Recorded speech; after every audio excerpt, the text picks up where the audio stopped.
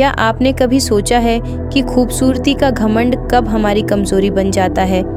एक ऐसी कहानी है जो एक राजकुमारी के बारे में है जो अपनी खूबसूरती के घमंड में इस हद तक खो गई थी कि उसे यह भी नहीं महसूस हुआ कि उसने अपनी सुंदरता के सामने बहुत कुछ खो दिया है। बहुत समय पहले एक परियों की राजकुमारी थी, अनाया। वो अपनी सुंदरता पर इतना घमंड करती थी कि वो आईने से ज़्यादा किसी और को देखती ही नहीं थी। जो भी उसके सामने आता वो अपनी सुंदरता से उसकी तुलना करती और जो सुंदर नहीं होता उसे अपमानित कर देती। वो सुंदरता की देवी लगती थी, लेकिन उसके शब्दों में ताना और आंखों में घृणा थी। उसे बूढ़े, गरीब और साधारण लोग बिल्कुल पसंद नहीं थे। उसे लगता था सिर्फ सुंदर दिखने वाले ही इस दुनिया के लायक हैं। एक दिन एक बूढ़ी औरत राजकुमारी के पास आई। वो थकी हुई थी, भूखी थी, बस कुछ पल की छांव और सम्मान चाहती थी। लेकिन अनाया ने उसे देखा और जोर से हंसी। मैं तुम जैसी औरतों को देखना भी नहीं चाहती। तुम जैसी बदसूरत औरतों की तो परियों की दुनिया में कोई जगह नहीं।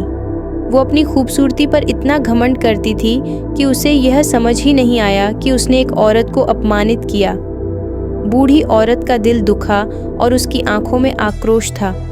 वो एक पल के लिए चुप रही, फिर गहरी सांस लेकर बोली, तू समझती है अपनी खूबसूरती पर घमंड करना तुझ में कुछ खास है? तूने जिस तरह से मुझे अपमानित किया है, यही घमंड तुझसे तेरे चेहरे को छीन लेगा। तेरी सुंदरता तेरे लिए अभिशाप बनेगी। आज से तेरा चेहरा बदसूरत हो जाएगा और तू बंदर जैसी दिखेगी।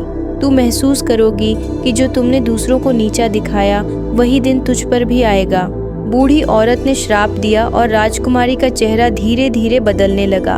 वह बंदर जैसी दिखने लगी। राजकुमारी खुद को दर्पण में देखा और चीख उठी, नहीं, ये क्या हो रहा है? तुमने मुझे क्या किया? अब अनाया, जो कभी परियों की दुनिया की सबसे सुंदर राजकुमारी थी, एक बंदर जैसे चेहरे के साथ जंगल में अकेली भटक रही थी। कोई उसे पहचानने को तैयार नहीं था और जो उसे देखते डर कर भाग जाते। हर आईने से वह खुद को छुपा रही थी। जब पानी में अपना चेहरा देखती है, वह चीख उठती है। राजकुमारी खुद से बात करती है, क्या यही मेरी सज़ा है? क्या अब मैं कभी अपनी पहचान वापस नहीं पा सकूंगी? भूख, प्यास, तन्हाई, इन सब ने मिलकर उसे एक घमंडी राजकुमारी से एक पश्चातापी आत्मा बना दिया। लेकिन वो हार मानने वालों में से नहीं थी। उसने फैसला किया, अगर मैं अपने कर्मों से श्रापित हुई हूँ तो अपने कर्मों से ही मुक्ति भी पाऊंगी। एक दिन अनाया एक झील के किनारे बैठी थी, अपनी किस्मत को कोसती हुई। तभी उसे कुछ हलचल महसूस हुई। झील के पार से एक युवक साधारण वस्त्र पहने हुए आ रहा है और उसके हाथ में एक लाठी है। वह सीधे अनाया की ओर आता है। युवक बोला, दुख को छुपाने से वह कम नहीं होता राजकुमारी, लेकिन उसे अपनाकर बदला जा सकता है। राजकुमारी, तुम मुझे राजकुमारी क्यों कह रहे हो? क्या तुम मुझे पहचानते हो? युवक बोला, हर श्राप का अंत होता है, लेकिन पहले तुम्हें जानना होगा कि तुम सिर्फ एक सुंदर ही नहीं थी। तुम कौन थी और क्या बन सकती हो? युवक ने उसे एक रहस्यमयी झील की ओर ले गया, लेकिन यह कोई साधारण झील नहीं थी। यह थी स्मृतियों की झील, जहाँ पानी में अतीत की परछाइयाँ झलकती हैं। युवक झील की ओर इशारा करता है और कहता है, राजकुमारी, इस झील में झांको। तुम्हें वो सब दिखेगा जिसे तुम भूल चुकी हो, और वो भी जिसे तुमने खुद से भी छुपा रखा है। राजकुमारी डरी हुई, मैं डरती हूँ, अगर मुझे वो दिखा जो मैं नहीं देखना चाहती तो? युवक कहा, सच से भागकर श्राप नहीं मिटते अनाया। तुम्हें अपने बीते हुए अहंकार और अपमान को देखना होगा, तभी मुक्ति का रास्ता खुलेगा।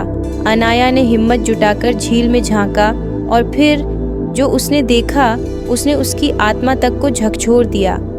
झील के पानी में उभरते हैं पुराने दृश्य, बचपन की मासूम मुस्कान, फिर धीरे धीरे बदलती हुई अनाया, आईनों के सामने खड़ी, दूसरों को अपमानित करती हुई, और अंत में वो क्षण जब बूढ़ी औरत ने उसे श्राप दिया था और उसका चेहरा बदल गया था। अनाया की आंखों में आंसू आ गए। वो पहली बार खुद को सच में देख रही थी, जैसी वो बन गई थी और जैसी वो कभी नहीं बनना चाहती थी। जब अनाया ने अपना अतीत देखा तो उसके भीतर कुछ टूट गया, लेकिन उसी टूटन से कुछ नया जन्मा, पछतावा, और खुद को बदलने की एक सच्ची चाह। झील के पार घने और चुप जंगल में एक रहस्यमयी द्वार चमक रहा है, माया द्वार, जहाँ से सुनहरी रोशनी छनकर जमीन पर गिर रही है। युवक उसकी ओर इशारा करता है। युवक कहता है, राजकुमारी, यह है माया द्वार। ये हर उस आत्मा के लिए खुलता है जो अपने घमंड, क्रोध और अहंकार को पीछे छोड़ देती है। लेकिन याद रखो, इसके भीतर का रास्ता आसान नहीं होता। राजकुमारी कहती है, ठीक है, मैं तैयार हूँ।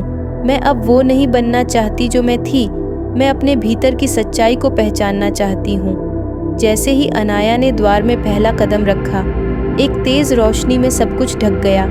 अब वह एक आत्मिक यात्रा पर थी, जहाँ उसे किसी और से नहीं बल्कि खुद से लड़ना था, अपने डर से, अपने लालच से और अपने अहंकार से। द्वार के भीतर एक सुनहरा संसार, जहाँ अलग अलग रूपों में अनाया ही अनाया है।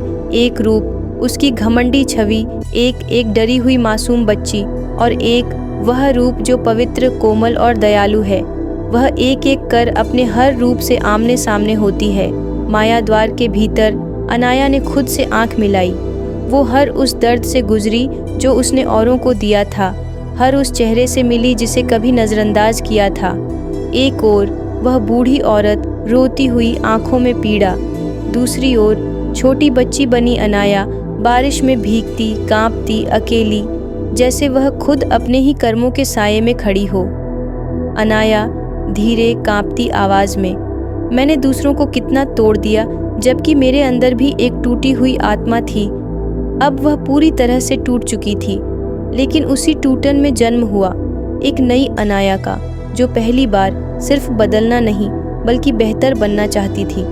एक सुनहरा प्रकाश, उसका पवित्र रूप, दयालु, शांत और निर्मल, अनाया की ओर हाथ बढ़ाता है।